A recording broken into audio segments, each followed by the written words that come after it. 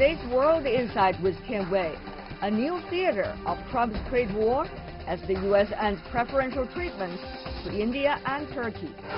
And in our series Way in 2 sessions, let's hear about China's transformation through a long-time observer and participant. The success was built by the Chinese, and we played a little role.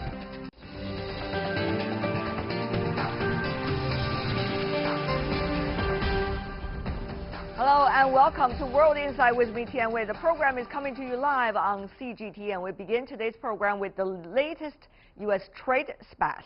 As the U.S. trade deficit continues to rise, the Trump administration has now opened a new front in the trade war, this time targeting India and Turkey. On Monday, Washington announced the plans to remove both countries from a preferential trade program that allows some exports to enter the U.S. duty-free. So what is the impact of this economic decision? Before our discussion, take a look. Trump moves his trade war to a new frontier. The U.S. Trade Representative's office says it intends to scrap the preferential trade status granted to India and Turkey.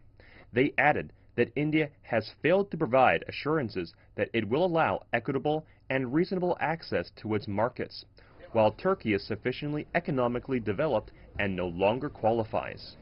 Removing the two countries from the program will not take effect for at least 60 days after notifying Congress, New Delhi, and Ankara.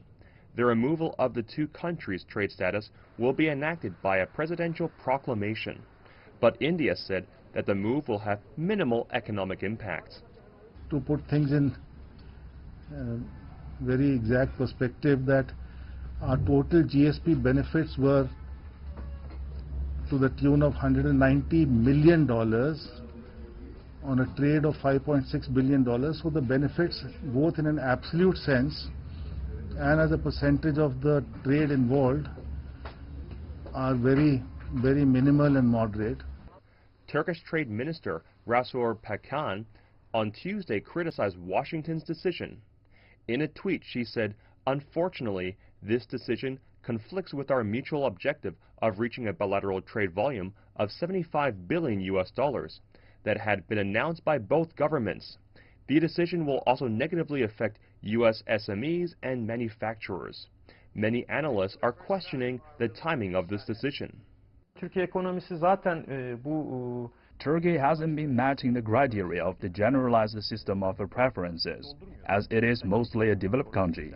So when Trump says, "I'm cutting out Turkey in 60 days, one must ask, why now? Turkey could have been removed 5 or even 10 years ago, and it wouldn't have had an effect on the Turkish economy. So I believe the letter of intent presented to the U.S. Congress is very symbolic in nature. Regardless if the two countries will counter the U.S. decision, many are concerned that these unilateral trade measures by the U.S. could escalate tensions.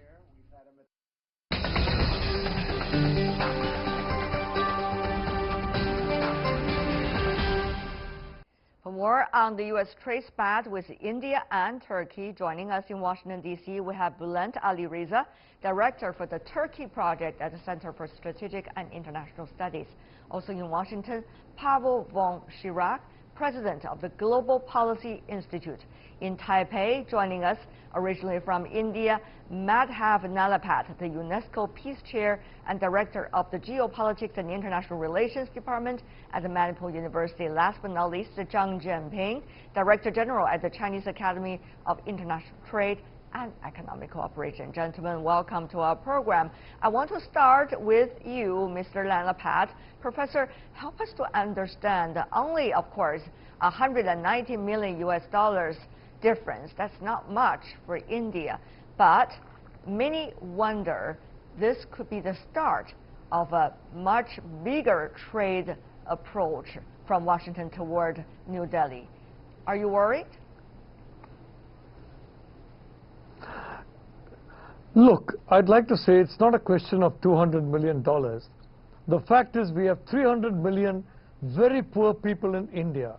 And what Robert Lighthizer, the U.S. Trade Representative, is telling the whole world, he doesn't care for these 300 million very poor people. All he cares for are 300 U.S. billionaires and he wants those billionaires to make even more money at the expense of the poor people all over the planet. That is the message that Robert Lighthizer is sending not only to India, but to the entire world. The reality is that India has refused to allow profiteering in essential equipment like stents, which prevent heart attacks, or in knee implants. Now, thousands of people are going to die in India if these stents are priced at a high level. Thousands of people are going to be lame in India every month if these kneecaps are at a high level. So what is Lighthizer saying? He doesn't mind if thousands of people die of heart attack in India. He doesn't mind if thousands of people walk lame in India, so long as some people make some money, some very fat cats who got billions of dollars already. That is his message. The poor, I don't care for the poor. I only care for billionaires. Okay, all right. Professor Nalapaz, we see a very compassionate gentleman over there. Mr. Ali Reza, for Turkey, could that be a different story, or is there a similar concern? Well, it constitutes, the impact will constitute 10% of Turkey's exports to the U.S. and only 1% of overall Turkish exports. So in that sense, it's not particularly significant. But the timing is significant because, you know, we've had a series of issues on, in the U.S.-Turkish relationship. The U.S. is unhappy about the Turkish purchase of the S-400s. Also, incidentally, with India's decision to purchase the S-400s from Russia. This may affect arms sales to Turkey. It's curious that, that this was announced, the notification to Congress was announced on the very day that U.S. and Turkey were negotiating on the possible purchase of the Patriots instead of the S-400s, which seems unlikely, and also on northern Syria. So it is going to have an impact much more on the political level than on the economic level. Mr. von Schirach, though, to you, is it more about trade or is it more about politics? Well, honestly, I agree with the comments that have already been made. I believe it's more about politics and about you know, creating or strengthening a certain atmosphere. And the general theme here, we're tough. We're tough on trade with anybody, whether it is about you know, the ongoing and hopefully successful, it seems, potentially bilateral negotiations between the United States and China, by far the most important issue on the table right now. But we've got all sorts of other ancillary issues, negotiations with the European Union, negotiations with South Korea, with Japan, the new NAFTA agreement with the United States, Canada, and Mexico on the table. So all these things seem to be separate, but they're part of a general theme. And the general systems of preferences we're discussing today was about providing favorable conditions to emerging countries as long as they would comply with a long list of checks, that they open markets, that they give reasonable access to the United States, etc., etc. The beef with India is that they are not. Now, of course, this is very complicated, and the experts can weigh in on this and on the technical side, but the United States has concluded that India is not complying, is not opening its markets in the appropriate ways, and so of the general system of preferences facilitations for them. As for Turkey, you know, they graduated out of the program. But I fully agree. These are the official, of course, justifications. But it's political. India is having elections very soon. Yes. There will be local elections in Turkey in less than a month. We have a complicated relationship with Turkey, as the other guest has correctly pointed out, ranging from Syria to the purchase of defensive systems and all that. So the timing is suspect. So, Mr. Zhang, to you in Beijing, is Washington using this as a political weapon? I think that, of course, there must be some of this type of concerns. Meanwhile, you know, from a trade aspect, I also, you know, pay attention on, you know, relationship between developed economies such as the U.S. and the developing country, India and Turkey. you know that the GSP system, generalized system, of preferences provided, benefit for those developing countries. Right. India and Turkey benefit from that, but in the near future they will, get lost on this aspect. In the U.S. side, in the past they provided, this type of preference for developing countries, but in the near future maybe less and less shows their U.S. first. But I deeply worry about this bad signal, because you know that India, their manufacturing sector is quite limited, developed quite limited. Also, Turkey today is still a developing country. So even if that's a small number, but a small volume, but I think that the U.S. side delivered a bad signal. That's very true.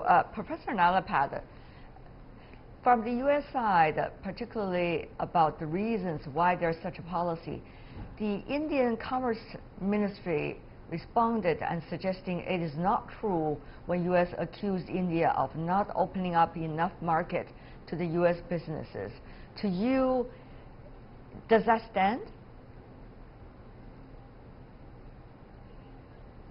No, it doesn't stand at all, because what the U.S. wants essentially is to throw the Indian farmer out of business, throw the Indian small shopkeeper out of business. The way they have been out of business in many parts of the U.S. Okay, Professor Nalapad, even we're talking about the United States, we need to have a fair debate. So let me ask you, if I could, what about the market access for American businesses and for foreign business into the Indian market? That's the key point here. That's what the key point that the Commerce Ministry in India disputed against the U.S. Well, India has really opened its market substantially. It's lowered its tariffs substantially. But in some items, India is saying that enough is enough. For example, on e-commerce, the fact is that today, I'm sorry to say, India is almost a digital colony of the United States. We're a digital colony of Facebook, of Twitter, of Amazon, of Google. I mean, Facebook and Google, for example, have 95% of the total digital advertising in India. So when some small baby steps are taken to try and ensure a more level playing field so that we don't become a digital monopoly of U.S. companies headquartered in Silicon Valley, well, then the U.S. says no. The idea of Lighthizer, the idea of fair trade, is 95% for the U.S. and 5% for India. We would say make it 60-40, 40 us and 60 you, but not 95-5. Right. Dr. Ali Reza, though, the question is, in a trade discussion, even, if we use that very neutral word, it's very important that both sides have some strength so that the discussion will be fair. But if one side is really the weaker party, very clear, then the discussion will never be fair. So in that sense, is Turkey having any muscle to fight back if things going down toward this direction, with this direction, even further? Well, there wasn't a real imbalance in the trading relationship. The Turkish imports and exports to the U.S. were about the same. What we really should be focusing here is the discrepancy between the stated desire of Trump in his conversation with his counterpart, Turkish counterpart, Erdogan, about the need about the goal of reaching $75 billion in trade, which is almost 4 times what it is now. And his trade negotiator, Lighthizer, basically undermining the U.S.-Turkish trade relationship, albeit not in a particularly significant manner, but very symbolic manner. So, Turkey could retaliate, but my view is that because of all the political issues, Turkey will still concentrate on trying to improve this trade relationship, although Washington does not seem to be forthcoming. All right. Mr. Bonchirac, in that way, it seems that Washington, particularly the Trump administration, current White House, is really having its way. around now. Now picking up a fight against China, and further down the road, a little bit something toward India and Turkey just to test, maybe more to come. As you said, there's another long list of trade negotiations, quote unquote, that Washington wants to do with its trading partners around the world. So this is about America first, and probably Mr. Trump will have his way around.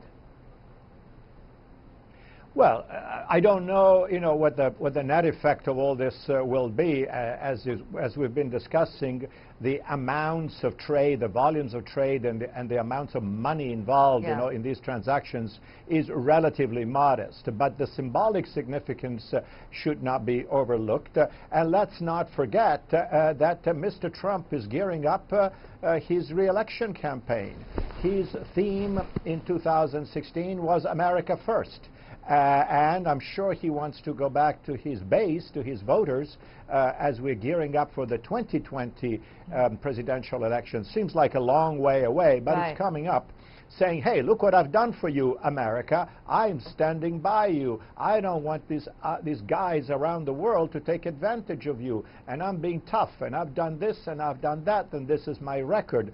Whether it's about really big deals, which is China, or small deals, which is, some elements of bilateral exchanges with India, or getting, Turkey out of all this. I think it's part of this narrative. It's not just about the narrative for the U.S. inside, yes, for the politics.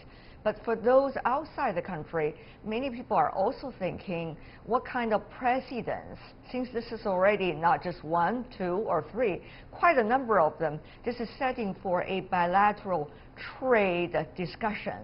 Will, from now on, the U.S. has its way, meaning not just what it wants to do, but rather to whoever it wants to do.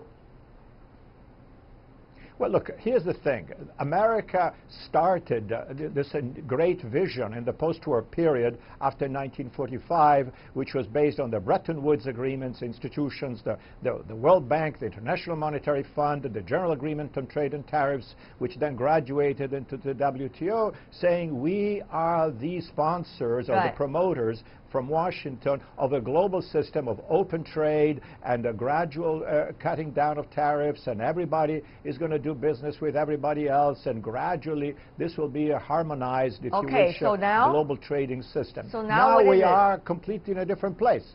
Now it is everybody's for himself. And we are pursuing our own interest because, and this is the thesis of the Trump administration, we've been taken advantage of. We have been opening our markets, and everybody is taking advantage of us. True or not, that's his position. That is his rhetoric, yes, indeed. Mr. Zhang, of course, the U.S. and the EU, for example, about steel, aluminum, are still battling themselves inside the WTO. Now, whether that will be a result soon, we do not know, but what would that mean, on a global trade basis? The current things going on between Washington and some of the other capitals mean, particularly this time, you have more names being added to the list, particularly from developing and emerging economies like Turkey, like India, even though the amount is small.